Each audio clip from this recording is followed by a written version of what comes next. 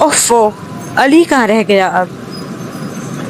آج کا دن ہی خراب ہے۔ چل بے چھوٹے، جو کچھ بھی ہے نکال دے، والیٹ، موبائل فون، گھڑی، سب۔ آپ کون ہیں؟ تیرا چاچا۔ اتار کے گھڑی۔ گھڑی؟ گھڑی؟ اوفو، کیا ہوا بیٹا عبداللہ؟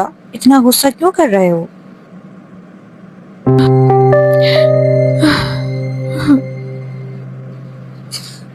میری فیوریٹ گھڑی ٹوٹ گئی۔ یہ تو واقعی بہت افسوس کی بات ہے۔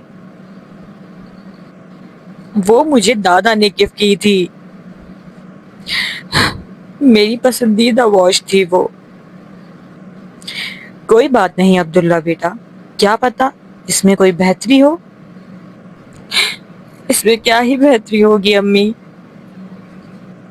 بیٹا عبداللہ، تمہیں سورہ کہف کا وہ واقعہ یاد ہے، کشتی والا؟ جی امی، یاد ہے۔ وہی واقعہ نا جس میں حضرت خضر رضی اللہ تعالی عنہ ایک غریب کشتی والے کی کشتی توڑ دیتے ہیں۔ وہی واقعہ۔ لیکن امی، وہ تو انہوں نے اس لیے کیا ہوتا ہے کیونکہ آگے ایک ظالم بادشاہ ساری اچھی اچھی کشتیاں اپنے قبضے میں لے رہا ہوتا ہے۔